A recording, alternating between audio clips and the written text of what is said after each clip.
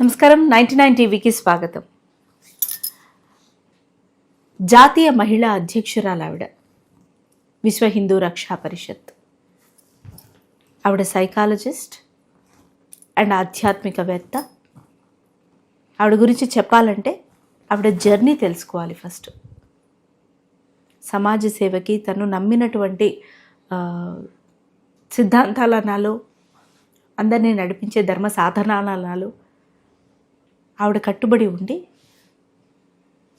అందుకు తగినట్టుగానే మనసులు కలిసిన వ్యక్తితో ఆవిడ వివాహం చేసుకొని అప్పటి నుంచి ఇప్పటికీ ఎప్పటికీ కూడా సమాజం పట్ల, మహిళల పట్ల, హిందూ ధర్మం పట్ల ఆవిడ కొనసాగిస్తున్నటువంటి సేవలు. అసలు ఆవిడ ఒకనొక సందర్భంలో వారు ఏం చేశారనే దానికి మచ్చుక్కి చెప్పారు. నాకు విని అర్థం అసలు ఒక 20 నిమిషాలు ఆవిడ వరకే చెప్పడం జరిగింది.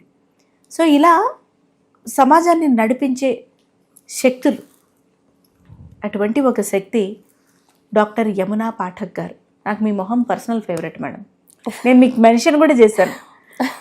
మీరెంత చక్కగా కట్టు బొట్టు చూస్తూ ఉంటే చాలా పవర్ఫుల్ ఫేస్ అని మేము అనుకున్నాం డే 1. Thank you. ఆ తర్వాత ఓకే, ఇంత అజ్ఞానంలో మనం బతుకుతున్నాం, ఇంతమంది మన చుట్టూ, ఇంత శక్తులు మనల్ని నడిపిస్తున్నాయి, ఏదో 4 మాటలు మాట్లాడేసి ఓహో నాకే అన్నీ తెలుసు అని అనుకుంటుంది నా బోటిది అని నేను అనుకున్నాను. అయ్యో, అసలు ఎన్ని ఇయర్స్ ఆఫ్ జర్నీ మేడం, ఎన్ని ఇయర్స్ ఆఫ్ జర్నీ, ఎంత సర్వీసు, ఎంత ఎంపవర్మెంట్, రూరల్ ఏరియాస్కి వెళ్ళి ఎంత డెవలప్మెంట్, ఎన్ని భాషలు, ఎన్ని భావోద్వేగాలు మేనేజ్ చేశారు. ఒకటి కాదు అసలు నిజంగా. పిల్లల్ని కూడా వద్దు అనుకొని, అది ఒక చక్కటి బాధ్యత, బట్ నా బాధ్యత వేరే దగ్గర ఉంది అని అనుకుని పిల్లల్ని కూడా వద్దు అనుకోవటం అనేది it's a huge huge huge decision. At the age of 19 you started all this, or even before that. Amazing journey madam. Amazing. ఇప్పుడు నాకు అనిపిస్తోంది I need to ask you this అని. ఇంత ఒక మహిళగా మీరు ఇంతగా, అంటే ఒక మహిళగా ఎందుకు విభజిస్తారని నన్ను అడుగుతారు. బట్ దెన్ వాస్తవంగా నేనైతే చెప్తాను మేడం, సమాజం పురుషుడికి మహిళకి ఒకటే విధంగా లేదు, ఏ సినారియో లేదు, బట్ ఎవ్రీ డే కూడా అలా లేదు, అందరికీ అది పాసిబుల్ కాదు. అందుకే ఎన్ని సర్కమ్స్టాన్సెస్ని ఎదుర్కొని ఇన్ని ఇయర్స్ జర్నీ చేసిన మీకు ఈ క్వశ్చన్ వ్యాలిడ్ అనిపిస్తుంది. మహిళా హక్కు, మహిళా స్వేచ్ఛ అరంగానే బొట్లు తీసేయడంలో, బట్టల సైజులు తగ్గించేయడంలో, లేకపోతే నచ్చిన బట్టలు వేసుకోవడంలో, ఎందుకు అసలు ఏ వస్తువుకి లిమిటెడ్ ఎందుకు అవుతుంది స్వేచ్ఛ? మీరేమంటారు అసలు స్వేచ్ఛ ఏంటి మహిళకి? తప్పకుండా. ముందుగా మీకు 99 టీవీ ప్రేక్షకులందరికీ కూడా నమస్సుమాంజలి. Thanks for the nice introduction. స్వేచ్ఛ అనేది మనందరికీ కూడా వీఆర్ హియర్ టు డిఫైన్, అంటే మనందరికీ కూడా స్వేచ్ఛని ఎలా డిఫైన్ చేసుకునే ఒక హక్కు మనకుంది. లక్కీగా ఎందుకు ఉందో చెప్తాను. ఈ దేశంలో ఉంది. అవునా? ఎగ్జాక్ట్లీ. ఈ దేశంలో మనందరికీ కూడా మన స్వేచ్ఛ అని చెప్పుకోవడానికి మనం మాట్లాడుతున్నాం. కానీ చాలా వరకు మీరు ప్రపంచ దేశాల్లో చూస్తే కొన్ని దేశాలలో స్వేచ్ఛ అనే పదం పలకడంలో కూడా స్వేచ్ఛ లేని పరిస్థితి మనకుంది. చాలా, అంటే మనకేంటంటే ఇప్పుడు ఎలా ఉంటుందంటే సునైనా గారు, మనం అందరం ఏమనుకుంటామంటే మనకి తెలిసిందే, నాకు తెలిసిందే కరెక్ట్, నేను ఆలోచిస్తుందే కరెక్ట్, నాకు తెలిసిన ఇన్ఫర్మేషన్ మాత్రమే వాస్తవం అనుకుంటాం. కానీ మనకి మన పరిధి దాటి, మన ఆలోచన పరిధి దాటి అలా చాలా విషయాలు ఈరోజు మనకు ఉంటాయి. ఎప్పుడైతే ఒక సామెత చెప్తుంటారు మన పెద్దవాళ్ళు, బావిలో కప్పలాగా అని. ఎప్పుడైతే ఆ బావిలో ఉన్న కప్ప, దానికి అదే ప్రపంచం. నాకు కూడా అలాంటి సందర్భాలు బోల్డ్ ఎదురయ్యాయి. నా ఒపీనియన్స్ నేను చాలా వరకు మార్చుకున్న పరిస్థితులు చాలా ఉన్నాయి. ఒపీనియటెడ్గా ఉండకూడదు అని నిర్ణయించుకునే పరిస్థితులు ఉన్నాయి. ఇప్పుడు మనం కొన్ని ప్రీఫిక్స్డ్ అలాగే మనం సెట్ చేసేసుకుంటూ ఉంటాం. ఓహో ఇది ఇలాగే, ఇది ఇలాగే, ఇది ఇలాగే. మన పరిణితి ఎలా పెరుగుతుంది? ఎప్పుడైతే మన ఆలోచన విధానం వైడెన్ అవుతుందో, మన నాలెడ్జ్ బేస్ పెరుగుతుందో, అవగాహన పెరుగుతుందో, మెచ్యూరిటీ లెవెల్స్ పెరుగుతాయో, అప్పుడు మనకి నాన్ జడ్జ్మెంటల్గా ఉంటామో, అప్పుడు మనము దేన్నైనా కూడా సూక్ష్మంగా, నాన్ జడ్జ్మెంటల్గా, తర్వాత అన్బయాస్డ్గా, డిస్క్రిమినేటివ్గా కాకుండా చూసే అవకాశం ఉంటుంది. But most of the time we're confined. మనం పెరిగిన వాతావరణం కావచ్చు, మనం చూస్తుంది కావచ్చు, తెలుసుకుంటుంది కావచ్చు, వింటుంది కావచ్చు, మనం అందరం ప్రభావితం అవుతాం, మనం అందరం మనుషులు. సో ఇలా అనేక ఆస్పెక్ట్స్తో మనిషి తన ఒపీనియన్స్ని ఫ్రేమ్ చేసుకుంటాడు. అందులో ప్రశ్నే స్వేచ్ఛ కూడా.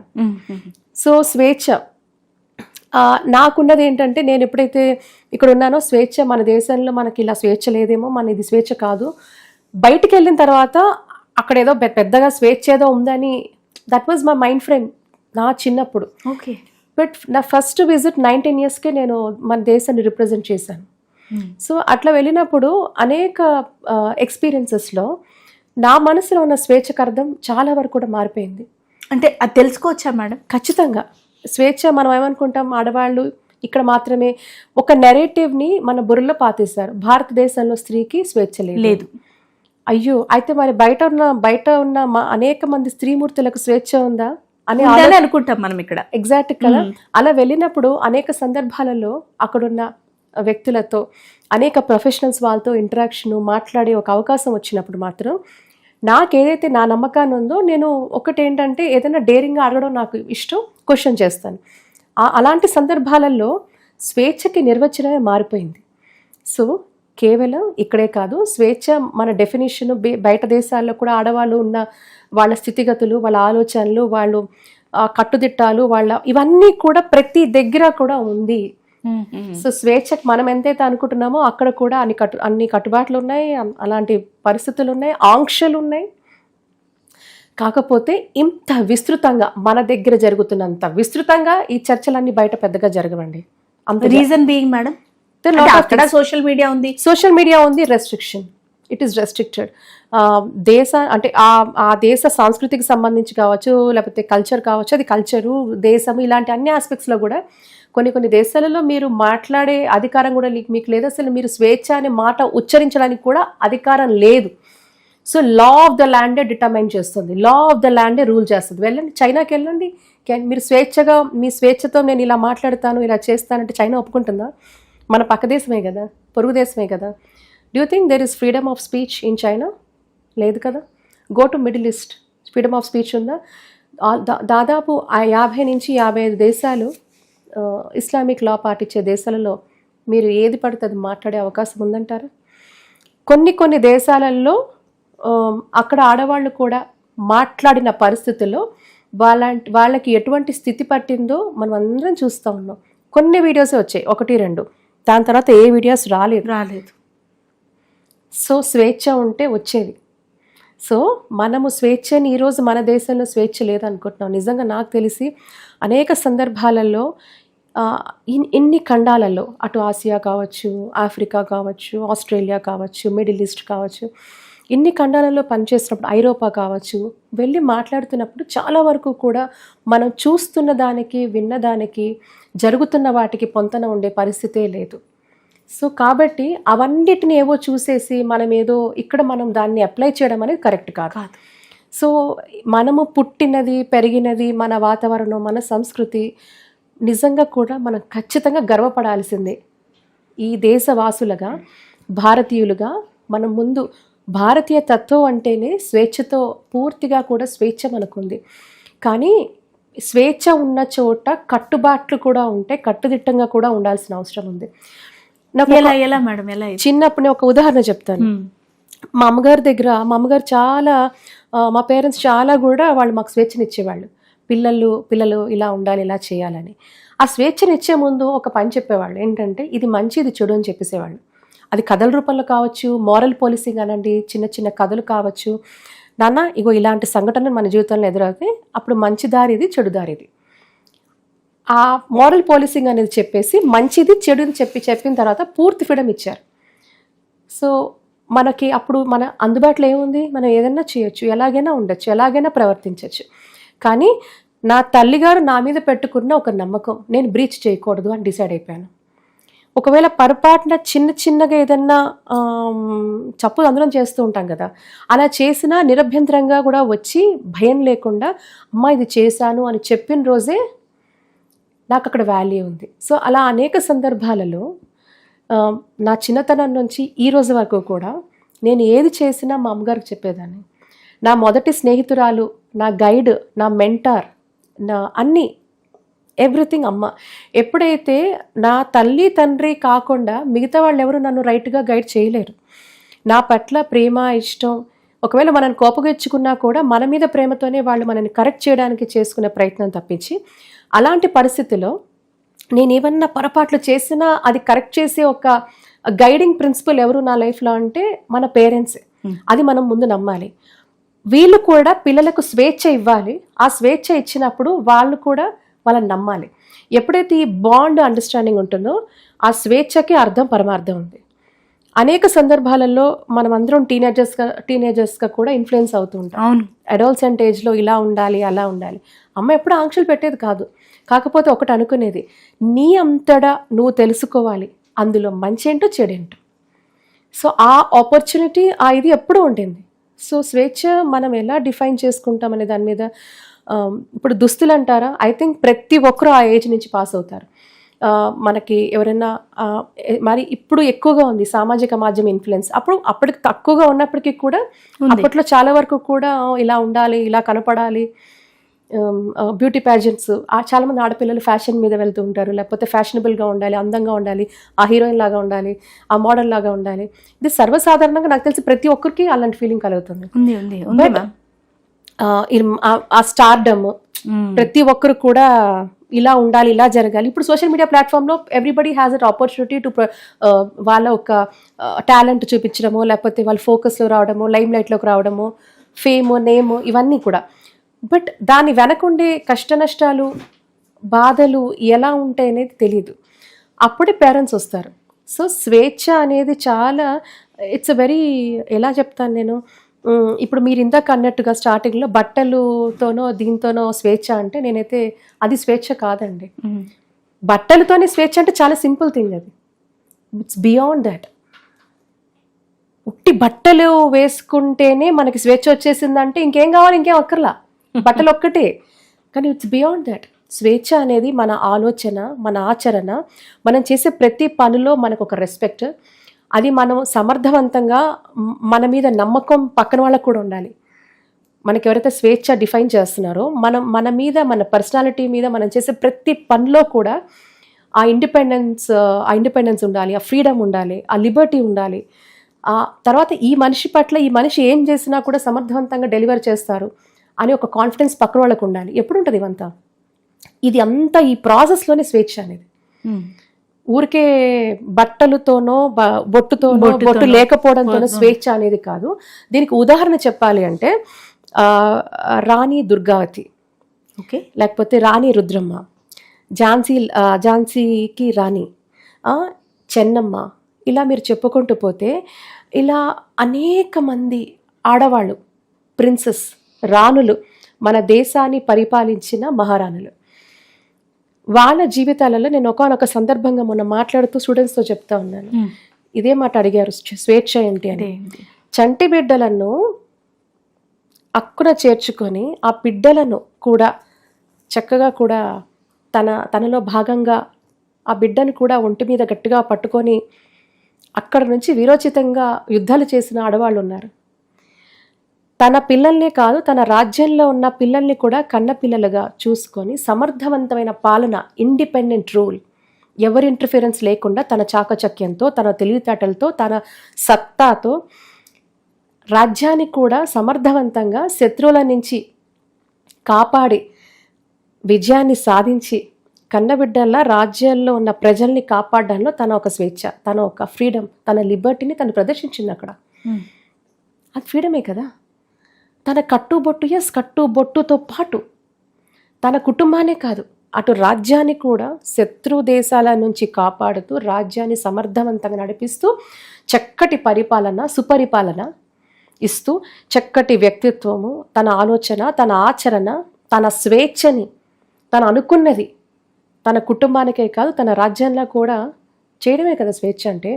అలాంటి మహా వీర వనితలు పుట్టిన గడ్డ ఇది.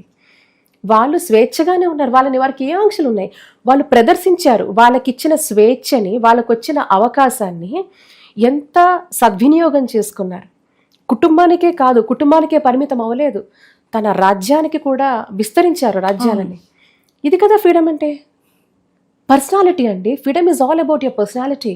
మీ థాట్ ప్రాసెస్, మీరు చేసే ప్రతి పని, మీ బట్టలే కాదు, బట్టలు ఆర్ పాట ఒక్క అంశం మాత్రమే. దాని ఆ ఒక్క అంశం పట్టుకొని దీన్నే స్వేచ్ఛ స్వేచ్ఛ అంటే ఎలాగా? ఇక్కడ నేను ఒక ఎక్స్టెండెడ్ క్వశ్చన్ అడుగుతాను. మీరు విశ్వ హిందూ ఈ పరిషత్కి మీరు ఒక అధ్యక్షురాలు, మహిళా మెయిన్ రక్షా పరిషత్. విశ్వ హిందూ రక్షా పరిషత్ రక్షిస్తున్నారు. విశ్వ హిందూ రక్షా పరిషత్ జాతీయ మహిళా అధ్యక్షురాలు. మీకు వచ్చే విమెన్ వాళ్ళ ఇష్యూస్, వాళ్ళ ప్రాబ్లమ్స్, ఆర్ మీరు వాళ్ళని మెంటోర్ చేయాల్సిన పరిస్థితుల్లో వచ్చినప్పుడు ఇలా అంటే వాట్ ఈస్ ఫ్రీడమ్ అని అడిగే, అదే మీరు చెప్పారనుకోండి, వాట్ ఈస్ ఫ్రీడమ్ అని అడిగే మహిళలు కానీ, యంగ్స్టర్స్ కానీ, అమ్మ ఫ్రీడమ్ అంటే బట్టల్లోనే ఉంది, నాకు ఇష్టం వచ్చినట్టు నేను ఉంటా, 12ంటికి నేను వచ్చినా కూడా నువ్వు నన్ను అడగడానికి నీకు రైట్ లేదు అని మదర్ని వారించే టీనేజ్ డాటర్ని కానీ మీరు డిడ్ యూ ఓవర్కమ్ లైక్ వాళ్ళతోటి అలాంటి వాళ్ళని మీరు ఇంటరాక్ట్ అయ్యారా? ఎస్ అంటే ఇక్కడ విహెచ్ఆర్పీ నుంచి కాదు, బట్ యాజ్ అ సైకాలజిస్ట్ కూడా కాలేజెస్కి వెళ్ళినప్పుడు, లేకపోతే పేరెంట్స్ ఇంట్రాక్షన్ ఉన్నప్పుడు, పేరెంట్స్ కౌన్సిలింగ్ ఉన్నప్పుడు, మా పిల్లలు ఇలా చేస్తున్నారండి అన్నప్పుడు, దేర్ ఆర్ లాట్ ఆఫ్ సందర్భాల్లో మనం అన్నప్పుడు నేనేమంటానంటేనండి, చేయి దాటిపోయేంత వరకు వెయిట్ చేయొద్దంటాను. అందుకే పేరెంటల్ చైల్డ్ బాండింగ్ అనేది చాలా చాలా ఇంపార్టెంట్. అది చిన్న వయసు నుంచే you try to hold them when they are very young. మనం చిన్నప్పుడు ఎప్పుడైతే ఒక ఇమోషనల్ బాండ్ పిల్లలకి పేరెంట్స్కి ఉంటుందో ఆ టైంలో మనం వాళ్ళని విస్మరించేస్తూ ఉంటాం. అవును, వదిలేస్తాం. చదువు పరంగా లేకపోతే మంచి చెడు కాదు, మనం తీసుకెళ్ళి మనము అంటే ఒకటి నేను అర్థం చేసుకుంటాను, ఇప్పుడున్న న్యూక్లియర్ ఫ్యామిలీస్ వల్ల, చిన్న ఫ్యామిలీస్ వల్ల ఎవరు చూసుకోవడానికి లేనప్పుడు మనం తీసుకెళ్ళి వాళ్ళని క్రష్లో పెట్టేస్తాం అక్కడ, లేకపోతే మనం ఫోన్స్ ఇచ్చేస్తాము, లేకపోతే ఎవరికో పెట్టేస్తుంటాం. వాళ్ళతో ఇంటరాక్షన్ ఎక్కడైతే నేను చాలా వరకు కూడా పిల్లలు చిన్నప్పటి నుంచి కూడా మొదట 7 years, ఫస్ట్ 7 yearsలో పేరెంట్స్తో ఒక అమితమైన బాండింగ్ ఏర్పడుతుంది పిల్లలకి. మనం అనుకుంటే వాళ్ళు చాలా చిన్నపిల్లలు కదా, వాళ్ళకేమవుతుంది? నో, మనకి అందుకే మీరు పురాణాలు ఒకసారి చూస్తే మనకి ప్రహ్లాదుడి గురించి మనం వింటే, తల్లి కడుపులో నుంచి ప్రహ్లాదుడు అమ్మ చెప్పినవన్నీ కూడా, నారాయణ మంత్రం కానివ్వండి, అమ్మ చేసినవన్నీ కూడా అంటే అర్థం ఏంటి? Right from that womb there is a connectivity between the child and the mother and even the father. అమ్మకే కాదు, నాన్నతో కూడా. సో మనం అనుకుంటాం కేవలం అమ్మతోనే ఆ చైల్డ్కి బాండ్ కాదు, నాన్నతో కూడా ఉంటుంది. సో తల్లి తండ్రి ఇద్దరితో కూడా బాండ్ చైల్డ్కి అప్పటి నుంచి ఉంటుంది. సో అందుకే మొదట 7 years చాలా క్రూషల్ అని చెప్తూ ఉంటాం. సో అందుకే ఆ టైంలో వాళ్ళు చిన్నపిల్లలే కదా, వాళ్ళకి ఏం తెలుస్తుంది, వాళ్ళకి ఏం అర్థం అవుతుందో, వాళ్ళకి ప్రతిదీ తెలుస్తుంది. సో ఆ సెన్సరీ పర్సెప్షన్ అనేది చైల్డ్కి పేరెంట్స్కి చాలా బలంగా అయ్యే టైం అది. అందుకే అంటాం చాలా పాజిటివ్గా మాట్లాడండి, మనం ఉంటే ఫ్యామిలీ అట్మాస్ఫియర్ చాలా పాజిటివ్గా ఉండాలి. పిల్లలు పెరుగుతున్న దాంట్లో కూడా వాళ్ళు అన్నీ గ్రహిస్తారు, అడాప్ట్ చేసుకుంటారు, చూస్తారు, గ్రహిస్తారు. ఇవన్నీ కూడా వాళ్ళ మీద మేజర్ ఇంపాక్ట్ ఉంటుంది, వాళ్ళ కాగ్నేటివ్ బిహేవియర్ మీద, వారి కాగ్నేటివ్ స్కిల్స్ అంటాం. అంటే వాళ్ళ ఒక బ్రెయిన్ ఎదుగుదల అనేది ఆ టైంలో వేగవంతంగా జరుగుతుంది మొదటి 7 years చాలా. సో ఈ అన్ని పరిస్థితులు కూడా చైల్డ్ మీద ప్రభావితం చూపిస్తాయి. కాబట్టి వాళ్ళు ఎప్పుడో పెద్ద అయిన తర్వాత నేను కంట్రోల్ చేస్తానంటే వాడు ఎందుకు వింటాడు మీ మాట? అది జరగని పని, అది అస్సలు జరగని పని అది. సో నేనేమంటానంటే వెన్ దే ఆర్ యంగ్, ఆ టైం నుంచి వాడిని గ్రూమ్ చేయండి మీరు, అమ్మాయినా అబ్బాయినా, నాకైతే ఇద్దరు ఒకటి, నాకు ఏ జెండర్ డిఫరెన్స్ లేదు.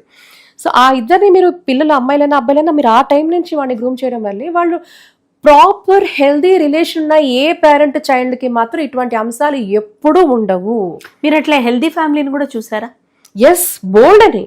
ఇన్ఫ్యాక్ట్ నేను ఎప్పుడు చెప్తుంటా మీడియాలో, ఎందుకు ఈ నెగటివిటీ చెప్తారు? దెర్ ఆర్ బ్యూటిఫుల్ ఫ్యామిలీస్, అద్భుతమైన కుటుంబాలు ఉన్నాయి. ఇప్పుడు మీరు ఏదో జెన్జీ అవన్నీ చెప్తున్నారు కదా, అసలు అద్భుతంగా ఉన్న పిల్లలు, సంస్కృతి, సాంప్రదాయం, పద్ధతులు, అలవాట్లు, అద్భుతమైన తెలివితేటలు ఉన్న పిల్లలు, ఆచరించే పిల్లలు, తల్లిదండ్రులు గౌరవించే పిల్లలు, కుటుంబం అంటే రెస్పెక్ట్ ఇచ్చే పిల్లలు, చక్కగా వాళ్ళకి చెప్పించుకోలేని పిల్లలు, అంటే ఇది చెయ్యి నాన్న అని అసలు అలాంటి అవకాశం కూడా ఇవ్వకుండా ఉన్న పిల్లలు బోల్డ్ మంది ఉన్నారు, బోల్డ్ కుటుంబాలు ఉన్నాయా? ఎస్, డెఫినెట్లీ ఉన్నాయి. మనం ఏంటంటే ప్రాబబ్లీ మన ప్రాబ్లం ఏంటంటే చెప్పమంటారా, ఎప్పుడు కూడా we get attracted to negativity, negative news, నెగటివిటీకే ఎక్కువ మనకి వ్యూస్, పీపుల్ విల్ సీ, అరే నెగటివిటీకే ఎక్కువ ఆకర్షితులవుతారు. But the other way around, there is a time now, it is time for us to talk about lot of positive things. సరే, చేస్తున్న వాళ్ళు ఇప్పుడు ఏమిటంటామంటే, ఇప్పుడు అలా పెంచడం తప్పు, అది వాళ్ళు తెలుసుకోవాలి. సో అందుకే మనం చాలా వరకు కూడా కుటుంబ క్షేత్రం మీద ఫోకస్ చేస్తుంటాం. ఎప్పుడైతే మీకు హెల్దీ ఒక ఇంటరాక్షన్, ఒక కమ్యూనికేషన్, ఒక ఇంటర్పర్సనల్ రిలేషన్స్ మీ పిల్లలతో ఉంటాయో, వాళ్ళకి మీతో ఉంటుందో, ఇంకా అక్కడ తప్పులు జరిగే ఆస్కారం చాలా నెగ్లిజిబుల్గా ఉంటాయి. అక్కడ ప్రాబ్లం ఏముండదు. ఇక్కడ ఇలాంటి ఫ్రీడము, ఇలాంటి పిచ్చి మ్యాట్లు ఏవి రావు, అసలు నాకు చెప్పించుకునే అవకాశం కూడా లేదు. నేను ఎందుకంటేనంటేనండి, అనేక సందర్భాల్లో నేను ఇందాక స్వేచ్ఛ అంటే కూడా మా మదర్ అలా మమ్మల్ని అలా స్వేచ్ఛ ఇచ్చి చూసింది. అప్పుడు పొరపాటున పియర్ గ్రూప్ ఇన్ఫ్లుయెన్స్ అందరికీ ఉంటుంది. అలాంటప్పుడు ఏం పర్లేదే, ఇలా ఏం కాదు, అమ్మ ఏమైనా చూస్తుందా, నాన్నేమైనా చూస్తారా, ఏం పర్లేదు చేద్దామంటే ఒకటే మాట చెప్పేదాన్ని. అంతటి ఒత్తిడి, పియర్ గ్రూప్ ఇన్ఫ్లుయెన్స్ చాలా బలంగా ఉంటుంది ఎవరికైనా. అలాంటి పరిస్థితుల్లో కూడా ఒకటే మాట చెప్పేదాన్ని, మా అమ్మ నన్ను నమ్మింది, నేను తన కాన్ఫిడెన్స్ని బ్రీచ్ చేయలేను. ఒకవేళ నేను ఏదన్నా చేయాలనుకున్న ధైర్యంగా తన దగ్గరికి వెళ్ళి చెప్పే అంత సత్తా, ధైర్యం చెప్పి నేను ఒప్పిస్తే తప్ప నేను చేయను. So I will get a consent. అది స్వేచ్ఛ. నేను నిర్భయంగా చెప్పడము. అండ్ ఇంకొకటి, మనం చెప్పే దాంట్లోనే అక్కడ ఏదో అసభ్యంగానో అది ఆమోదించేటట్టుగా లేకపోతే మనమే చేయలేమండి. సో కొన్ని బేసిక్ పారామీటర్స్ అందరికీ ఉంటాయి, అందరికీ తెలుసు. బట్టలు ఇప్పుకోవడం, బట్టలు అర్ధనగ్నంగా వేసుకోవడం స్వేచ్ఛ అని ఎవరు చెప్పారు? నాకైతే తెలియదు, నాకైతే నిజంగా లేదు. కానీ ఇప్పుడు ప్రెసెంట్ అదే కదా మేడం. అనేక దేశాలలో, ఇంకా అనేక దేశాలలో మీరు వెళ్తే, కొన్ని దేశాలలో మీరు నిజంగా చూస్తే ఒక పూట భోజనం కూడా దొరకకపోతే చంపేస్తున్న పరిస్థితులు నేను చూసాను. ఆఫ్రికాలో నేను వెళ్ళినప్పుడు లిటరల్గా వాడు, నేను డబ్బు లేకపోతే వాడు చంపేస్తాడు వాడు. అంటే అంతటి క్రైమ్ రేట్ అసలు నేను మాటలో చెప్పలేను. అసలు ఇంకా చాలా ఉన్నాయి, కళ్ళారా చూశాను. అప్పుడు అనిపించింది కదా, ఈరోజు మనం ఏదైతే మాట్లాడుతున్నామో ఇంత స్వేచ్ఛగా మన దేశాన్ని విమర్శిస్తాం, దేశ ప్రగతిని విమర్శిస్తాం, మన సంస్కృతిని విమర్శిస్తాం, మన దేవుళ్ళని విమర్శిస్తాం, మన నడవడికని విమర్శిస్తాం. కానీ కొన్ని బయటికి వెళ్ళి చూస్తే తెలుస్తుంది, విమర్శించడానికి కూడా హక్కు లేదు. స్వేచ్ఛ లేని దేశాలు ఈ ప్రపంచంలో బోల్డ్ అని ఉన్నాయి. మీకు స్వేచ్ఛ లేని దేశాలు బోల్డ్ అని ఉన్నాయి. ఈ రోజు మనకు స్వేచ్ఛ ఉంది కాబట్టి ఇంత మాట్లాడుతున్నాం. అలాంటి దేశంలో మనం ఇది లేదు అది లేదని మాట్లాడడం కరెక్ట్ కాదు. ఒక సభ్య సమాజం ఆమోదించదగ్గట్టుగానే స్వేచ్ఛ అనేది ఉండాలి, చెప్పించుకోకూడదు కదా. ఈరోజు నేను ఏదైతే నేను ఒక బాత్రూంలో ఉండే బట్టలు ఎలా ఉంటాయో అలాంటి బట్టలు కూడా బయటకు తీసుకొచ్చేసేసారు. నేను చెప్పిన ఇంత సిగ్గుచేటంటే, మా పేరెంట్స్ నాకు కాల్ చేసి అడిగారు, పిల్లలు ఏదో సమ్ యాడ్ అనుకుంటా, యాడో లేకపోతే సినిమాలో సీన్, బాత్రూంలో టవల్ కట్టుకొని బయటకు వస్తే కూడా అమ్మ అది ఎందుకు అలా ఉన్నది అని మా పిల్లలు అడుగుతున్నారని నేను వాళ్ళకి ఏం చెప్పాలండి అని. ఒక అమ్మ ఆవిడ ఫోన్ చేసి మాట్లాడిన బాధ అంటే ఇట్లా కూడా పిల్లలు అడుగుతున్నారండి. కొన్ని ఇప్పుడు యూట్యూబ్లో, ఈవెన్ సోషల్ మీడియాలో కూడా టవల్స్ కట్టుకొని వచ్చేస్తున్నారు, బట్టలు వాళ్ళ అమ్మ నాన్న బట్టలే లేదా, ఇలాంటి పిల్లలు, చిన్నపిల్లలు. లేదండి, get ready with me, get GRWM అని వీడియోస్ చేస్తారు. రైట్, టవల్ కట్టుకున్న దగ్గర నుంచి వీడియోస్ చేస్తున్నారు మేడం. ఇది కరెక్టా చెప్పండి? అది స్వేచ్ఛ అంటారా? ఇలాంటి వాళ్ళని నిజంగా కూడా న్యూసెన్స్ కేసు పెట్టి ముందు వాళ్ళని లోపలేస్తే కానీ నిజంగా ఇలాంటి మారవు. ఎందుకంటే ఖచ్చితంగా పెట్టాలి, కేసులు పెట్టాలి వీళ్ళ మీద అంటారా? 100% పెట్టాలి. ఎందుకంటే when a child is asking, ఇప్పుడు కొన్ని అర్ధనగ్నంగా పోస్టర్స్ చూసి చిన్నపిల్లలు కూడా అలాంటి వాటి మీద అనేక సందర్భాల్లో మేము ఫైట్ చేసాం, తీపిచ్చేసాం కూడా, చేయించాం కూడా. పిల్లలు వచ్చి అడుగుతున్నప్పుడు వాట్ ఈస్ ఇట్, మదర్ కానీ ఫాదర్ కానీ ఏం చెప్తారండి? ఎంత ఎంబారస్మెంట్ ఇది. ఒక సోషల్ ఇకో సిస్టమ్ని పాడు చేసే విధంగా ఉండే ఏ వ్యవస్థైనా, అలాంటి వ్యవస్థను ఎంకరేజ్ చేసే ఎటువంటి వ్యక్తులకైనా శిక్షార్హులే ఖచ్చితంగా. అది ఏ మీడియం అయినా సరే, that could be films, that could be OTT, that could be serials, that could be anything on social media, anything. And definite గా కూడా దాని మీద IT యాక్ట్ అనేది వర్తిస్తుంది. ఎనీథింగ్, ఎందుకంటే you are propagating nudity, semi nudity, obscenity, and ఇలాంటి fabric ని గనక మీరు ప్రమోట్ చేస్తే ఖచ్చితంగా కూడా అది శిక్షార్హులే. ఏది చేసి చూడండి మీరు, బయట ఇప్పుడు ఇందాక నేను కొన్ని దేశాలు చెప్పాను కదా, వెళ్ళి చేయమనండి అక్కడ, let them try doing it. మరి ఇవన్నీ చేస్తూ కూడా స్వేచ్ఛ, మానవతా హక్కులని, వీటికి హక్కు లేవండి. స్వేచ్ఛ కావాలనుకుంటే ఈ దేశంలో ఉండద్దు, ఈ దేశంలో ఇంతే ఉంటుంది, ఈ దేశం ఇంతే ఉంటుంది. ఈ దేశంలో ఈ రోజు మీకు స్వేచ్ఛ ఎక్కువైపోయింది కాబట్టి ఇలాంటి విపరీతాలు చేస్తున్నారు. ఇది ఖచ్చితంగా ఖండించాల్సిందే. ఇది nothing to do with rigidity. There is so much of freedom. ఈ ఫ్రీడమ్ని మీరు మిస్యూజ్ చేస్తున్నారు కాబట్టి ఖచ్చితంగా మీరు శిక్షార్హులే. ఎందుకంటే ఇప్పుడు మీరు ఒక జనరేషన్ ని పాడు చేస్తున్నారు కదా, ఒక జనరేషన్ ని మీరు పాడు చేస్తున్నారు కదా. ఒక భారతీయ సంస్కృతి విదేశాల్లో, పాశ్చాత్య దేశాల్లో చక్కగా కట్టుబొట్టు ఈరోజు మన సాంప్రదాయం కల్చర్ని వాళ్ళు అడాప్ట్ చేసుకుంటే, you are adapting as ducks take to water, you are adapting western culture. వాళ్ళు ఈరోజు వాళ్ళు బాగానే ఉన్నారు, వాళ్ళు శుభ్రంగా ఉన్నారు, వాళ్ళు చక్కగా ఉన్నారు. వాళ్ళు కూడా నిండుగానే కప్పుకుంటున్నారు, నిండుగానే ఉంటున్నారు. ఇన్ఫాక్ట్ ఇక్కడ ఇదంతా వితండవాదన, ఇదంతా పిచ్చి పైత్యం. బయటికి వెళ్తుంటాను నేను కూడా. మనం కొన్ని దేశాల్లో వెళ్తున్నప్పుడు కొన్ని పరిస్థితుల్లో వెస్ట్రన్ వేర్ వేసుకుంటాం. చక్కగా ఉండే వెస్ట్రన్ వేర్ ఎందుకు వేసుకోకూడదండి? జీన్స్ కానీ లేకపోతే టాప్స్ షర్ట్స్. వస్త్రం అంటే మీరు చీర కట్టుకుంటేనే వస్త్రం అని నేను చెప్పట్లేదు. అదే ఇదని modernity is nothing to do with skin show అంటారు మీరు. Absolutely you can wear your western dresses, you can మీరు చక్కగా అన్ని దుస్తులు. వెస్ట్రన్ డ్రెస్సెస్ అంటే మీరు ఎలా బ్రాండ్ చేశారంటే, వెస్ట్రన్ డ్రెస్సెస్ అంటే పూర్తిగా కూడా అర్ధనగ్న ప్రదర్శనే వెస్ట్రన్ డ్రెస్సెస్ అన్నారు. వాళ్ళు బాగానే ఉన్నారు అక్కడ, వాళ్ళు చక్కగానే కప్పుకొని ఉంటున్నారు. If you see they are fully covered. Okay, they are most of the times are fully covered. So don't, I mean మీరు పిచ్చి ఇది అంటున్నాను. ఇదే మిడిమిడి జ్ఞానంతో వాళ్ళు అలా ఇప్పుకొని తిరుగుతున్నారు, వాళ్ళే ఇప్పుకొని తిరగట్లేదు, వాళ్ళు బాగానే ఉంటున్నారు. మీరే ఇప్పుకొని తిరుగుతున్నారు, మీరు ఇప్పుకొని తిరుగుతున్నారు, వాళ్ళ పేరు చెప్తున్నారు, but they are not doing that. So this all stupidity. So anyone who promotes, అంటే ఒక సోషల్ ఇండీసెన్సీని ప్రమోట్ చేసే వాళ్ళ మీద ఖచ్చితంగా కేసులు పెట్టినాడు. ఇంకొకళ్ళు ఎవరు చేయరు. బాబు ఈ దేశంలో చట్టం చాలా పటిష్టంగా ఉంది. ఇలాంటి పిచ్చిగా చేస్తే ప్రభుత్వాలు ఊరుకోవు, చట్టాలు ఊరుకోవు, వీటి మీద యాక్షన్ తీసుకుంటారని. ఎందుకంటే you are doing a cultural erasure. Yes, వీళ్ళు చేస్తున్న పని ఏంటంటే in the name of freedom, in the name of అత్యుత్తమైన స్వేచ్ఛ అని చెప్పేసి ఒక కల్చర్నే వీళ్ళు ఇరేజ్ చేసే ప్రయత్నం చేస్తున్నారు. అది కరెక్ట్ కాదు. ఈరోజు భారతీయ సంస్కృతి ఏంటి అంటే, నువ్వు భారతీయ సంస్కృతిని ఇరేజ్ చేసే ప్రయత్నం నువ్వు చేస్తున్నావు. ఎప్పుడైతే ఒక సంస్కృతి దెబ్బ పడుతుంది, ఒక గంటి పడుతుంది అన్నప్పుడు ఇట్స్ అ డేంజర్ సిగ్నల్. దానికి ప్రభుత్వాలు ఊరుకోకూడదు, చట్టాలు కూడా ఊరుకోకూడదు. ఇటువంటివన్నీ మీరు మీ 4 గోడ మధ్యలో మీరు ఏం చేసుకుంటే ఎవరికేం కావాలి? You have all the Liberty, you have all the freedom. అందరూ ఆదేశాలు కూడా వాళ్ళని చేసుకుంటారు. విపరీతంగా నేను చూశాను అవన్నీ అక్కడ. అలాంటివన్నీ కూడా బయటికి రావన్నీ కూడా. అక్కడ కూడా ఆంక్షలు ఉన్నాయి కదా. మరి ఇక్కడేంటి, నువ్వు ఫ్రీడమ్ ఉందని నువ్వు ప్రతిదీ కూడా బయట ప్రదర్శన చేస్తానంటే ఒప్పుకునేది లేదు, ఒప్పుకోకూడదు కూడా. కానీ ఇది మనం ఎంకరేజ్ చేసినట్టు కాదా madam, in the form of TV shows or OTT shows or movies. గత 10-15 years గా ఆల్ దిస్ మెల్లమెల్లగా ఇన్ టర్మ్స్ ఆఫ్ అబ్జెక్షనబుల్, అంటే ఇంతకు ముందు ఇంత అబ్జెక్షన్స్ రేజ్ అవ్వలేదు, ఇప్పుడు అవుతున్నాయి. And I'm very happy.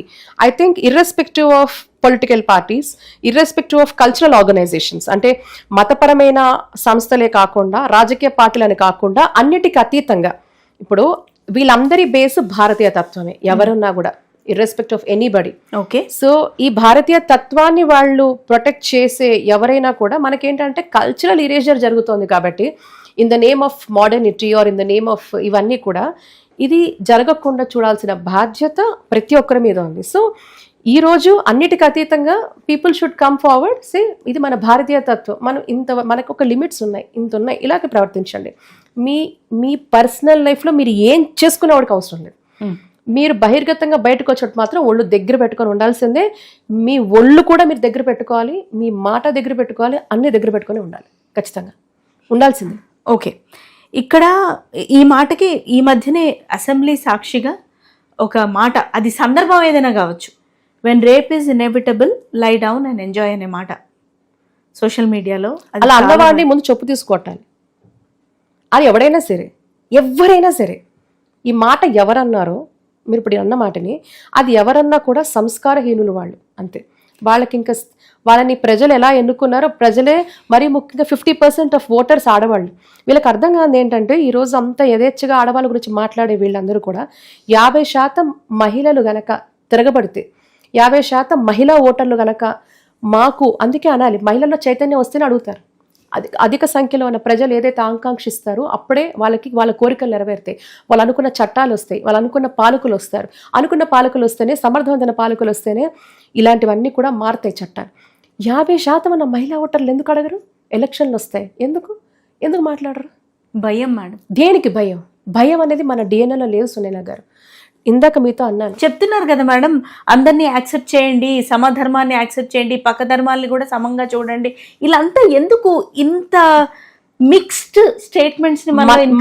మన ధర్మం గొప్పది, మన ధర్మాన్ని యాక్సెప్ట్ చేస్తే, మన ధర్మాన్ని త్రికరణ సిద్ధిగా మీరు యాక్సెప్ట్ చేస్తే అన్ని యాక్సెప్ట్ చేసినట్టే. మన ధర్మాన్ని మాత్రమే యాక్సెప్ట్ చేయాలి, అంతే. We're tolerant, we're more tolerant. అందుకే అంబేద్కర్ గారు వారి ఒక ఎంటైర్ టీమ్ ఏదైతే ఇప్పుడు రాజ్యాంగకర్తగా రాజ్యాంగాన్ని ఇచ్చేసినప్పుడు కూడా సెక్యులర్ అనే పదాన్ని వాడలేదు. మరి ఇప్పుడు అంటున్నారు కదా సెక్యులర్ అన్న పదం. ఎప్పుడు తీసుకొచ్చారు ఆ పదాన్ని?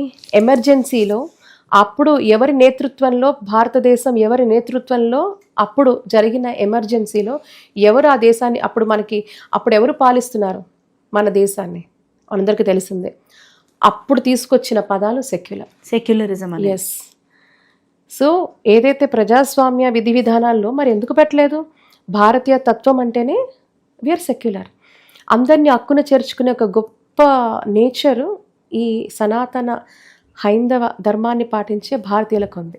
అందుకే అనేక మంది వచ్చారు, వెళ్ళారు, మన ఆస్తులు కొల్లగొట్టారు, దేవాలయాలు కొల్లగొట్టారు, అరాచకాలు చేశారు, విధ్వంసం సృష్టించారు, దమనకాండ చేశారు. అయినప్పటికీ కూడా ఈ దేశాన్ని భారతీయ తత్వాన్ని చెక్కు చెదర్చలేరు. అంటే that is the integrity what we have. మన వారసత్వంలో ఉంది, ఆ డిఎన్ఏలో ఉంది, అంత పవర్ఫుల్గా. మన డిఎన్ఏలో భయం లేదంటారు మీరు? ఖచ్చితంగా మన డిఎన్ఏలో ఆ పవర్ ఉంది, ఆ లెగసీ ఉంది. మనం తెలుసుకోవట్లేదు. ఇది సంథింగ్ లైక్ మన గతాన్ని మనం మర్చిపోయినట్టుగా మన గతాన్ని మనం మర్చిపోయాం. ఈరోజు ఒకసారి మళ్ళీ మన గతం అంటారు కదా, ఒకసారి మనం గతం మర్చిపోయి గుర్తు చేస్తూ ఉంటే వాళ్ళకి అప్పుడు గతం గుర్తొస్తుందని సినిమాటిక్గా చెప్పాలంటే. సో ఆ గతాన్ని ఒకసారి మళ్ళీ వీళ్ళకి గుర్తు చేయాలి, ఒక ప్రేరణ తీసుకురావాలి. మన దేశంలో అనేక మంది వీరులు జన్మించారు, వీర నారులు జన్మించారు. అంతటి అద్భుతమైన శక్తివంతులు వాళ్ళు దేనికి తల ఉంచలేదు. మనం ఎక్కడా ఏ దండయాత్ర చేయలేదు. మీరు చరిత్ర చూసుకుంటే, చరిత్ర పుటమిలోకి వెళ్తే భారతీయులు ఎప్పుడు ఎక్కడ దండయాత్ర చేయలేదు. అంటే దట్ షోస్ అవర్ ఇంటిగ్రిటీ. మనకున్న ఇంటిగ్రిటీ కానీ, మనకున్న వాల్యూ సిస్టమ్ కానీ, మనకున్న కల్చర్ కానీ, మనకున్న స్ట్రెంగ్త్ కానీ ఏది లేదు. ప్రపంచ దేశాల్లో నాగరికత తెలియన్నాడు మనం ఆల్రెడీ మనం పట్టు వస్త్రాలు వేసుకుంటా ఉన్నాం. యూ నేమ్ ఎ ఫీల్డ్, అది ఆస్ట్రానమీయా, ఆస్ట్రాలజీయా, ఆస్ట్రోఫిజిక్సా, స్పేస్ సైన్సెసా, సర్జరీయా, ఫస్ట్ ప్లాస్టిక్ సర్జరీ మన దగ్గర చేశారు సుశ్రుతుడు. అలా మీరు తీసుకుంటూ పోతే మ్యాథమెటిక్సా, జీరో అని ఎవరు కనిపెట్టారు? ఇలా మీరు ఒక్కటి కాదు అనేక సందర్భాల్లో ఈ ఫీల్డా ఆ ఫీల్డా అంటే అన్ని ఫీల్డ్స్లో కూడా వీవర్ పైనీర్స్.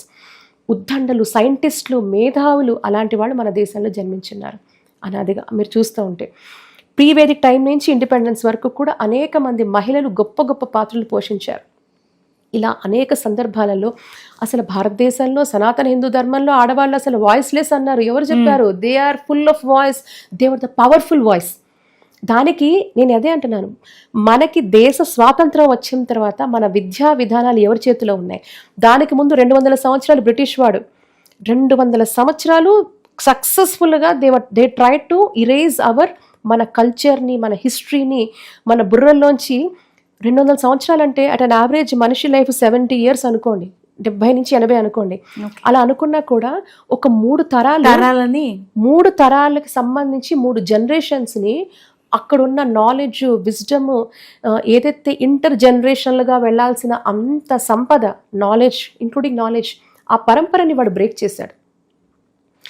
దాని తర్వాత సక్సెస్ అయింది ఎవరు అంటే, స్వాతంత్రం వచ్చిన తర్వాత దేశానికి సంబంధించి విద్యా విధానం ఎవరి చేతిలో ఉంది? మనందరికీ తెలుసు. లెఫ్ట్ హిస్టోరియన్స్ కొంతమంది, అప్పుడున్న విద్యాశాఖ మంత్రులు ఎవరు? ఎందుకు ఆ శాఖే తీసుకున్నారు వాళ్ళు? పాఠ్య పుస్తకాలలో Akbar the great, Babur the great,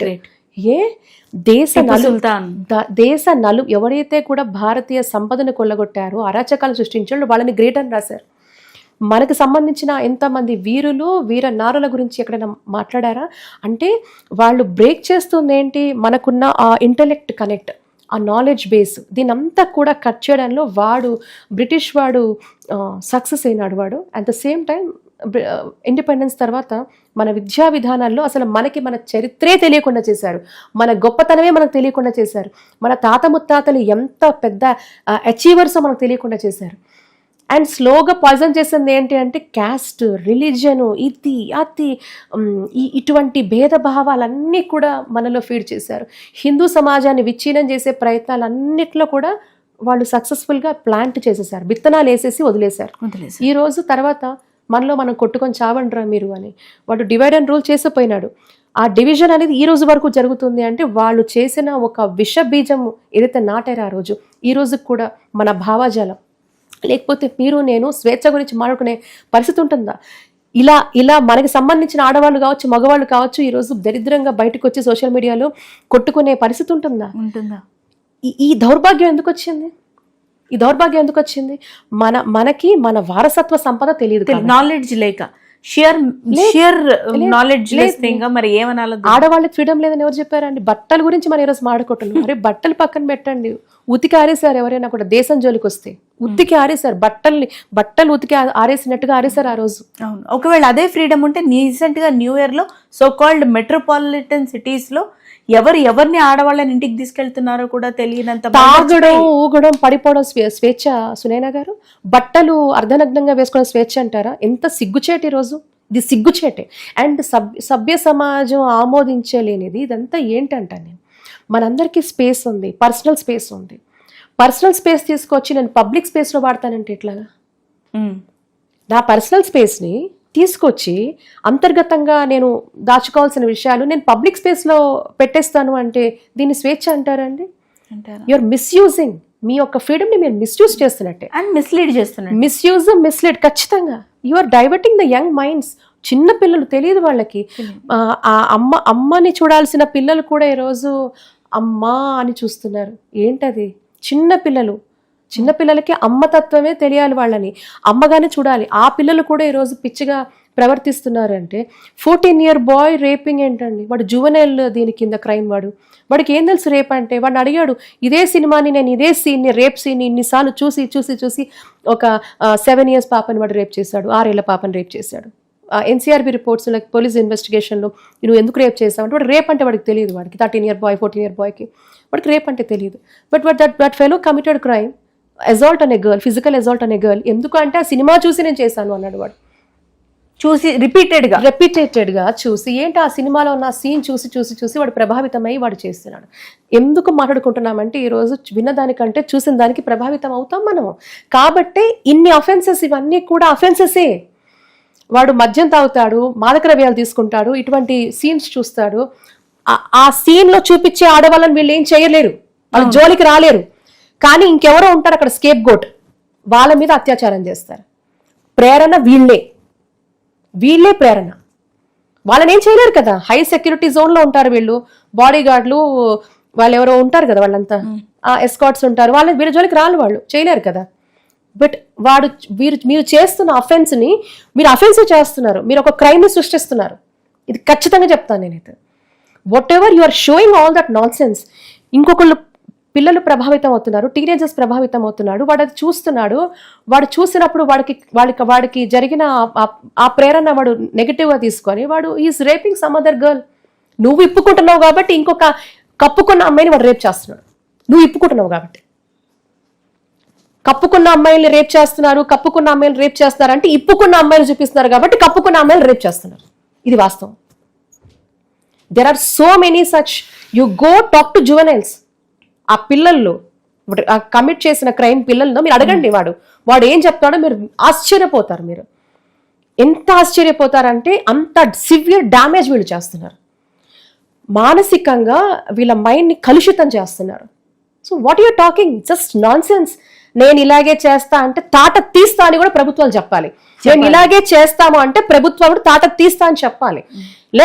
నేను అదే అంటాను, ఒక సర్వే చేయండి, ఒక రీసెర్చ్ ఓరియంటెడ్ గా కూడా ఎందుకు ఈ క్రైమ్స్ జరుగుతున్నాయి, దేని వల్ల జరుగుతున్నాయి, ఎప్పుడు జరుగుతున్నాయి, దేని ప్రభావం వల్ల జరుగుతున్నాయి. అందుకే పదే మీకు ఒక రీసెర్చ్ ఓరియంటెడ్ గా కనుక మీరు ఒక థీసిస్ కనుక పెడితే మీరు చేస్తే మీకు అర్థమవుతుంది. ఇగో ఫలానా అరే దేర్ ఆర్ సెవరల్ టైమ్స్.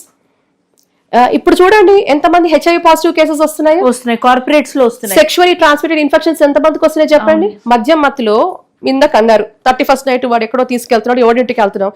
ఏం జరుగుతుందో నీకేం తెలుసు? ఒకసారి మీరు HIV పాజిటివ్ లాంటివో లేకపోతే మీ జీవితం అంతా అయిపోయింది కదా. మీరు సెక్షువల్లీ ట్రాన్స్మిటెడ్ ఇన్ఫెక్షన్స్ గురవుతున్నారు అనుకోండి, మీ మొత్తం జీవితం అయిపోయింది కదా. అంతే. ఏమైపోయింది? మీ ఆరోగ్యం, దాని తర్వాత తద్వారా మీ మానసిక ఆరోగ్యం మీద ఎటువంటి పరిస్థితి ఉంటుంది? చక్కగా ఉండే మీ కుటుంబం, చక్కగా ఉండే మీ జీవితం ఏమైపోతుంది? చెల్లాచెదరైపోదా? ఇన్ని నష్టాలు ఉంటే తప్పకుండా ప్రభుత్వాలు కూడా ప్రొయాక్టివ్గా ఆలోచించండి. వీళ్ళ పైత్యం పిచ్చిని తగ్గించాలంటే ప్రభుత్వం కన్నెర చేయాలి. ఎందుకంటే 40% ఉన్న యువ సంపద ఈరోజు విచ్ఛిన్నమైపోయి దేశం కోసం ఈరోజు దేశ ఆర్థిక వీళ్ళందరూ కూడా దే ఆర్ కాంట్రిబ్యూటర్స్ ఫర్ ఆ GDP. మరి పొద్దున వీళ్ళు ఒక ప్రోగ్రెసివ్ కెరియర్స్, వీళ్ళ ప్రోగ్రెసివ్ లైఫ్ అనేది దేశం మీద ఆధారపడి ఉంటుంది. అందుకే అంటారు వివేకానంద, ఏ దేశ భవిష్యత్ అయినా ఆ దేశ యువత మీద ఆధారపడి ఉంటుంది అని. ఎస్ మేడం, మీరు అన్నది కరెక్టే. ఈ సందర్భంగా నేను ఇంకొకటి కూడా చెప్తాను. Powerful medium social media, movie, OTT, serials, TV serials, short series, web series, YouTube, free కదా మేడం. ఏజ్ రిస్ట్రిక్షన్ చెప్తారు కానీ 2 ఏళ్ల పిల్లాడు కూడా ఒక అడల్ట్ వెబ్ సిరీస్ యూట్యూబ్ లో చూడొచ్చు. అవును, అంటే 2 ఏళ్ల పిల్లాడు చూస్తాడా అని కాదు, బట్ జస్ట్ యాక్సెస్ ఉంటుంది. బట్ వీళ్ళందరిలో కూడా ఫ్రీ యాక్సెస్. ఐ థింక్ ప్రతి విమెన్, ప్రతి man, director Avani, artist Avani, this is our limit. ఇది దాటి మేము చేయమంటే ఓకే, కెరియర్లు పోతాయేమో, 10 పోతాయి, 15 పోతాయి, 100 మంది పోతారు, 101 వాడు కూడా రాయడం మాంతాడు కదా అని అంటున్నా. I'm saying this being in the industry. అంటే ఇక్కడ ఒకటండి, ఇప్పుడు ఆ చేయి దాటిపోయింది ఆ వ్యవస్థ. అలాంటప్పుడు చేయి దాటిపోయిన వ్యవస్థని కట్టుదిట్టం చేయాలంటే ప్రభుత్వాలే పూనుకోవాలి. మరీ ముఖ్యంగా సెన్సార్ బోర్డు అని ఒకటి ఉంటుంది మన దగ్గర.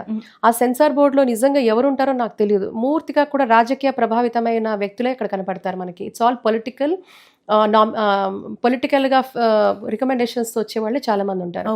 But they should also tell ఈ సెన్సార్ బోర్డులో ఎవరెవరు ఉన్నారు, ఎలాంటి వ్యక్తులు ఉన్నారు మనకు తెలుసా? మీకు తెలుసా? నాకు తెలుసా? తెలియాలి. అండ్ ఎలాంటి వాళ్ళని పెట్టాలి? మీరు ఒక ఎడ్యుకేషనిస్ట్ పెట్టాలి, సైకాలజిస్ట్ని పెట్టాలి, కౌన్సిలర్స్ని పెట్టాలి, తర్వాత మీరు అడ్వకేట్స్ని పెట్టాలి.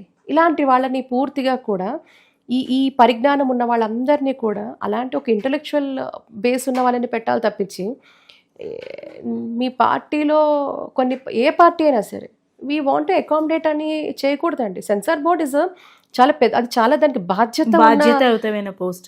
అది ఏదో ఊరికే పక్కన నేను సెన్సార్ బోర్డ్ అని రాసుకోవడానికి కాదు. నువ్వు సెన్సార్ ఏం చేయాలో మీకు తెలియాలి.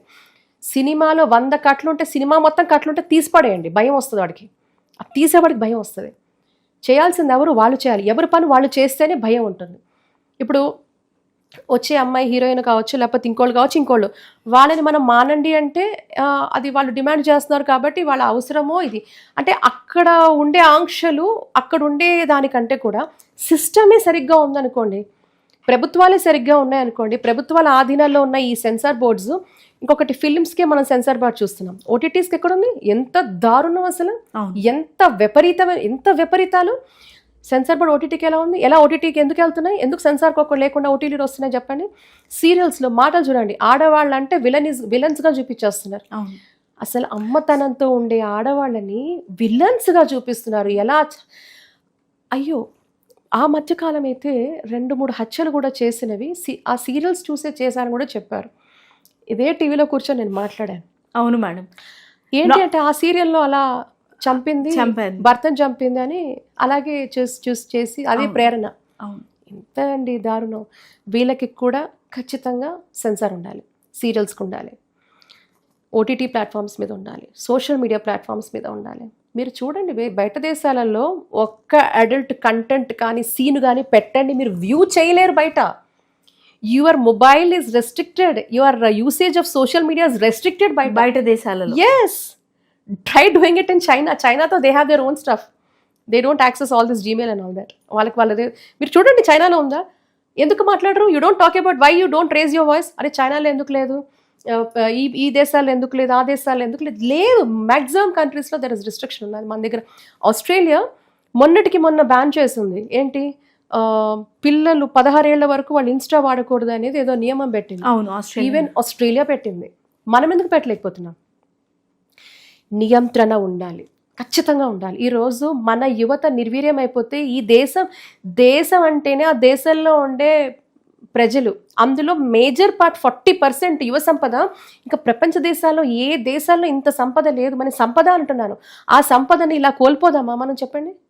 వాల్యూ లేక వాళ్ళకి నిజంగానే ఈరోజు వాల్యూ బేస్డ్ ఇది తెలియకుండానే మన యువత నిర్వీర్యం అయిపోతున్నారు, బానిసలు అయిపోతున్నారు, మద్యానికి బానిస. Take example of Punjab live example మీకు. అక్కడున్న యువత ఏమైపోతున్నారు చెప్పండి? మద్యం, మాదక ద్రవ్యాలు, డ్రగ్స్కి బానిస ఎంతమంది యువత. There is a movie also, Udatha Punjab something, live examples. అది పంజాబ్లో ఏం జరుగుతుందండి? కొన్ని రాష్ట్రాలు కూడా మాదక ద్రవ్యాలు. ఎవరండి బాధన పడుతుంది? ప్రజల్లో ఎవరు? యూత్.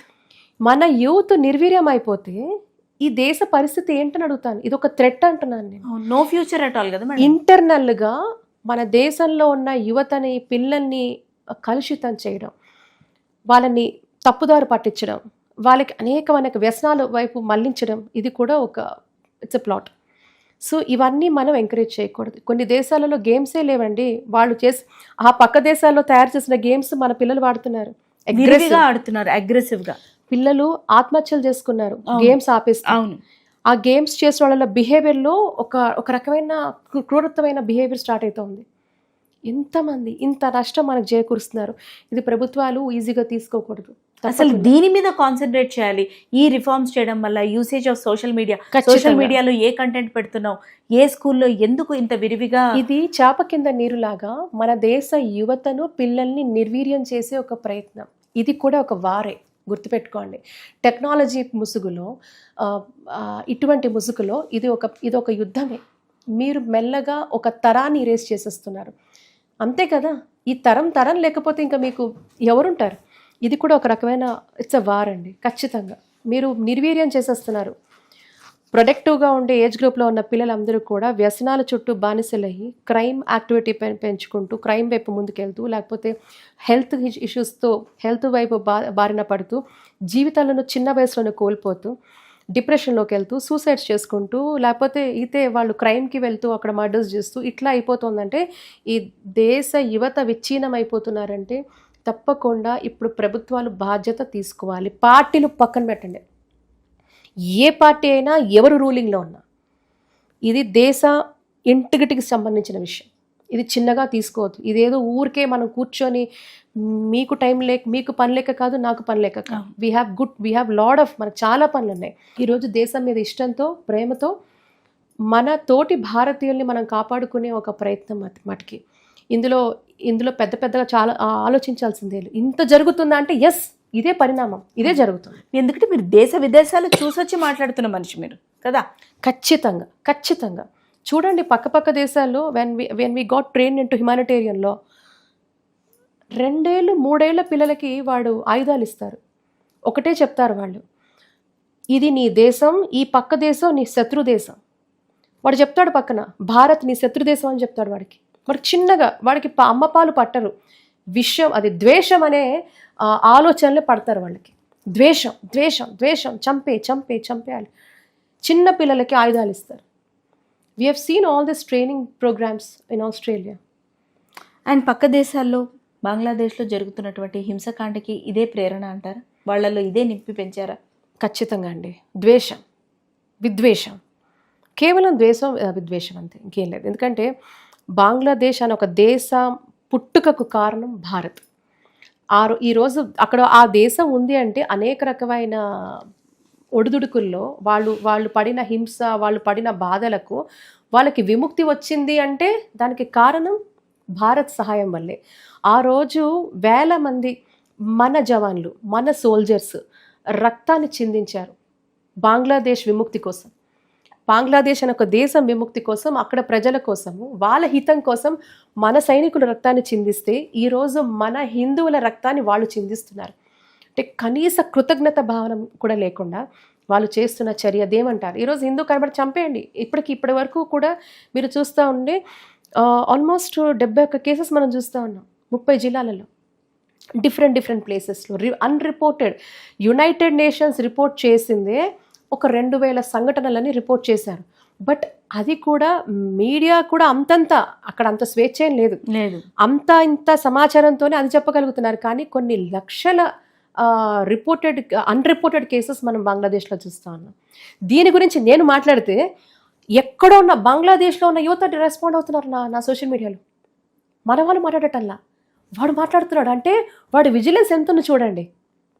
వాడి విజిలెన్స్ ఎంత ఉంది. ఎక్కడో బంగ్లాదేశ్లో కూర్చున్న యువత నేను ఇది తప్పు అని మాట్లాడితే అంతర్జాతీయ సమాజం ఎందుకు మౌనంగా ఉంది, మానవ హక్కు సంఘాలు ఏం చేస్తాయని ప్రశ్నిస్తే ఇది అన్యాయం అని చెప్పండి, ఇది మీద ఆంక్షలు తీసుకురండి అంటే, అక్కడున్న బాధితులను కాపాడండి అంటే అక్కడున్న వాడు రెస్పాండ్ చేస్తున్నాడు. వాడు మన దేశానికి సంబంధించి విషం చెమ్ముతున్నాడు. వాడు మన దేశ జెండాని కూడా తొక్కుతున్నట్టు వీడియోస్ పెడుతున్నాడు వాడు.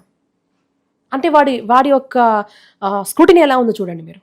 ఇది ఎంత భయంకరమైన పరిణామం చూడండి మీరు. అవును మేడం. ఇక్కడ నేను ఎక్కడో హైదరాబాద్లో ఉన్నాను, వాడు ఎక్కడో నుంచి వాడు ఎంత స్క్రూటినైజ్ చేస్తున్నాడు వాడికి అగేన్స్ట్గా, అంటే వాడు చేస్తున్న పనులని ఎత్తి చూపుతున్నప్పుడు వాడు ఎంత విషయాన్ని జిమ్ముతున్నాడు చూడండి. మన వాళ్ళు ఎందుకున్నారు, యువత ఎందుకు మాట్లాడరు, మన వాళ్ళు ఎందుకు మాట్లాడరు, నిమగ్నం వాడి సొంత జీవితాలలో. మేం బాగుంటే సరిపోతుంది. సరిహద్దుల్లో ఈరోజు సరిహద్దుల్లో మైనస్ టెంపరేచర్లో మీరు చూడండి, సియాచిన్ అటువైపు వెళ్ళండి, అసలు వెళ్ళి ఒక్క క్షణం ఒక్క పూట ఉండలేరండి. తిండి లేవు, తిప్పలు లేవు, ఏముంటుంది. దేశం హరిహద్దుల్లో మనం బాగుండాలని వాళ్ళు ఈరోజు పోరాటం చేస్తున్నారు చూస్తారా. దానికి ఆ త్యాగానికి కూడా విలువ లేదు. మన పూర్వీకులు చేసిన త్యాగానికి విలువ లేదు. మనకి ఇప్పుడున్న మన పూర్వీకులకి ఒక జనరేషన్ 2 జనరేషన్స్ మాత్రమే డిఫరెన్స్ ఉంది. ఆ రోజు వాళ్ళ త్యాగాలు చేస్తేనే ఈరోజు మనం ఇలా కూర్చొని స్వేచ్ఛగా మాట్లాడుకుంటున్నాం. మనకి స్వేచ్ఛనిచ్చింది వాళ్ళ భిక్ష, వాళ్ళ ప్రాణ త్యాగాలు చేస్తే మనకి స్వేచ్ఛ వచ్చింది. ఈ స్వేచ్ఛకి కారణం వాళ్ళు. ఆ రోజు దేశం మీద ప్రేమ, ధర్మం మీద ప్రేమతో వాళ్ళు చేసిందే ఈరోజు మనకు స్వేచ్ఛ, మనం అనుభవిస్తున్న స్వేచ్ఛ. ఈ స్వేచ్ఛని ఈ పిచ్చి పిచ్చి వేషాలతో దుర్వినియోగం చేస్తున్నారు కొంతమంది. అంతే. ఆ యాక్చువల్ పాయింట్స్ మీద కాకుండా డెవలప్మెంటల్ స్వలాభం కోసం ఏదో మాట్లాడాలన్న తపన కోసమే మొత్తం మెజారిటీ మాట్లాడుతుంది. మారల్స్ అంటే కుటుంబం, నేను ఎస్ నువ్వు బాగుండాలి, మీ కుటుంబం ఎస్ బాగుండాలి, నా దేశం ఎక్కడుంది అసలు, నేను ఇలా ఉంటే, నేను ఇలా మాట్లాడితేనే ఏంటి, what is that your achieving? Nothing. Me contribution ఏంటి దేశం కోసం? ఈ గడ్డ కోసం మీ కాంట్రిబ్యూషన్ ఏంటి? మన కాంట్రిబ్యూషన్ ఏంటి? నేనైతే క్వశ్చన్ చేసుకుంటాను నేను. What is our contribution for our country? అసలు ఉందా? దేశం మీద ప్రేమ ఉందా వీళ్ళకి? ఎవరికైనా స్వేచ్ఛ కోసం మాట్లాడే వాళ్ళకి ప్రేమ ఉందా దేశం మీద? స్వేచ్ఛ ఇచ్చిందే ఒక రక్తపాతంతో, వాళ్ళ త్యాగాలతో, వాళ్ళ ప్రాణాలు అర్పిస్తేనే మనకి ఈరోజు స్వేచ్ఛ వచ్చింది. వాళ్ళ జీవితాలు మొత్తం అంకితం చేస్తేనే మనకి ఈరోజు స్వేచ్ఛ వచ్చింది. ఈ స్వేచ్ఛని మనం ఎవరిచ్చిన భిక్ష అంటారు. ఈరోజు మన స్వేచ్ఛకి నిర్వచనే మార్చేస్తున్నాం. అవును. దేశం మీద ప్రేమ లేదు, ధర్మం మీద ప్రేమ లేదు, కట్టుబాట్ల మీద ప్రేమ లేదు, మన కుటుంబాల మీద ప్రేమ లేదు, మనమైనా మనం ప్రేమించుకుంటున్నామో లేదో నాకు తెలియదు. సో ఇవన్నీ లేనప్పుడు స్వేచ్ఛ గురించి మాడే అధికారం ఎవరికి ఉందండి? సో ఏదో పిచ్చి బాటలు వేసుకొని ఏదో పిచ్చి వీడియోస్ చేస్తే అది స్వేచ్ఛ అనడం కరెక్ట్ కాదు. Let us know proper history. మన చరిత్ర తెలుసుకుందాం, మన దేశం ఎంత గొప్ప తెలుసుకుందాం, మన దేశంలోని ఆడవాళ్ళు ఎంత గొప్పవాళ్ళు. మన దేశంలో ఆడవాళ్ళు వాయిస్లెస్ అని చెప్పే మూర్ఖులకు చెప్తున్నారు. We were the most powerful women, we are and we will be. అది ఎప్పుడైతే మనం తెలుసుకుంటామో మన వారసత్వ సంపద అంత పవర్ఫుల్, అంత గొప్పది అని, అప్పుడు మీకు అర్థమవుతుంది వాళ్ళు స్వేచ్ఛకి ఎంత గొప్ప నిర్వచనం ఇచ్చారు అని. వితాంతుల గురించి మాట్లాడతారండి, విడోస్ గురించి. అయ్యో భారతదేశంలో ఎక్కడండి? అహిల్యాబాయి హోల్కర్ భర్త చనిపోయిన తర్వాత తన కుటుంబాన్ని చూసుకుంది, తన రాజ్యాన్ని చూసుకుంది. ఉత్తరం నుంచి దక్షిణం వరకు భారతదేశం మొత్తం కూడా అనేక ఆలయాలు పునర్నిర్మించిందండి ఆవిడ. ఇప్పుడు మనం చూస్తున్న కాశీ కావచ్చు, మథుర కావచ్చు, ఉజ్జయిన్ కావచ్చు, గుజరాత్లో ఉన్న సోమనాథ్ కావచ్చు, అనేక ప్రముఖ ఆలయాలు పునర్నిర్మించింది ఆ మహనీయురాలు. మరి భర్త చనిపోతే భారతదేశంలో ఇలా చేశారు అలా చేశారు అన్నారు కదండి. ఆవిడ గుళ్ళనే నిర్మించిందండి. ఇప్పుడు మనం చూస్తున్న అనేక గుళ్ళు ఎవరైతే మొఘళ్ళ కాలంలో వాళ్ళు ధ్వంసం చేశారో, ఇవన్నీ చేశారో, ఈ ఇన్వేషన్స్ ద్వారా జరిగిన ధ్వంసాన్ని అన్నింటినీ కూడా మళ్ళీ అన్ని గుళ్ళని పునర్నిర్మించింది ఆవిడ. రాజ్యాన్ని సుసంపన్నం చేసింది, శత్రురాజుల నుంచి జయించింది, రాజ్యాన్ని కాపాడింది, ప్రజల్ని కన్నబిడ్డల్లా చూసుకుంది. ఎక్కడుందండి డిస్క్రిమినేషన్?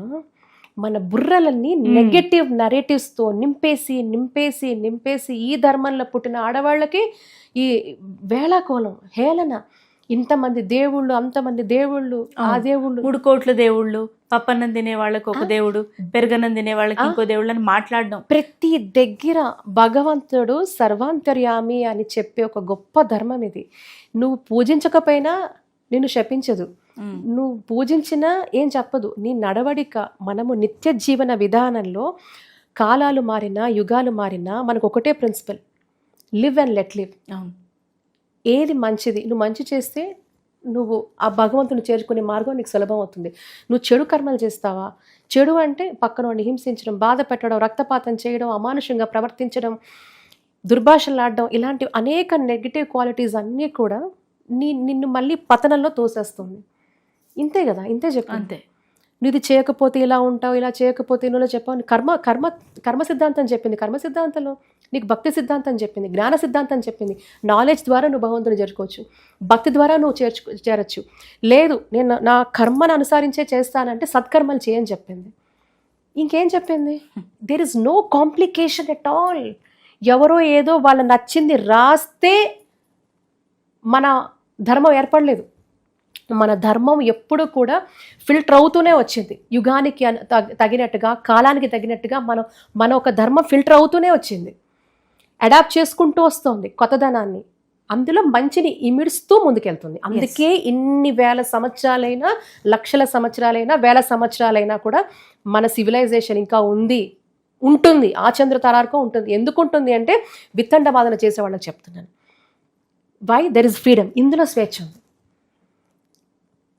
ఉంది. నేను భగవంతుని ఈ రూపంలో ఇలా చూసుకుంటాను, మీకు స్వేచ్ఛ ఉంది. ఇది స్వేచ్ఛ ఉంది. ఇట్ ఈస్ నెవర్ రిజిడ్ అండి ఫ్రీడమ్ అనేది. కాకపోతే మీకున్న ఫ్రీడమ్ని మంచికి మాత్రమే వినియోగిస్తూ ముందుకు వెళ్ళు. నీ నడవడిక, ఆచరణ, ఆలోచన మీకే కాకుండా, మీ కుటుంబానికే కాకుండా, మీరున్న ఆ ప్రాంతానికి కూడా మీరు బాగు చేయి, మంచి చేయి. మంచి చేయకపోయినా పర్వాలేదు, చెడు మాత్రం చేయకు అని చెప్పింది. ఇంత ఫ్లెక్సిబిలిటీ, ఇంత ఫ్రీడమ్ మనకు మాత్రమే ఉంది, ఇంకెవ్వరికీ లేదు. ఎందుకంటే మీకు నచ్చిన పుస్తకం మీరు రాయలేదు, నాకు నచ్చిన పుస్తకం నేను రాసేసి ఇగో ఇది నువ్వు పాటించకపోతే నువ్వు నరకానికి పోతావు అని నేను చెప్పట్లేదు, ఇది పాటించకపోతే మీరేదో వెళ్ళిపోతారని మీరు చెప్పట్లేదు. మనం ఫోర్స్ చేయట్లా. ఒకవేళ నేను రాశాను, అది నేను రాసినది దాని కానీ అది వెళ్తుంది. నేను రాసిన వరకైనా నచ్చితే వాళ్ళ పాటిస్తారు, మీరు రాసిన వరకైనా నచ్చితే పాటిస్తారు. మీరు పాటించకపోతే ఏమైనా అయిపోతుందా అన్నట్టు లేదు. So there is no rigidity. So మనకి ఆ ఫోర్స్ అనేది మనకి ఎప్పుడూ లేదు. కాబట్టి ఈ విపరీతాలు కూడా పెరిగిపోతున్నాయి. Right. So I think it is our failure to not able to understand what ధర్మ ఇస్ ప్రీచింగ్ అండ్ టీచింగ్. ఇది మన ఫెయిల్యూర్గా చూద్దాం. ధర్మం ఫెయిల్యూర్ కాదు, మన రిలీజియన్ ఫెయిల్యూర్ కాదు. ఇట్ ఈస్ ఆల్వేస్ సెట్, మీ నడవడిక, మీ ఆలోచన మంచి మాత్రమే చెయ్యి, చెడు వైపు చూడకు అని చెప్పింది. దాంట్లో అనేక మార్గాలు మనకి మెథడ్స్ చెప్పింది. మీకు నచ్చిన మార్గం మీరు చూసుకుంటారు, నాకు నచ్చిన మార్గం నేను చూసుకుంటాను.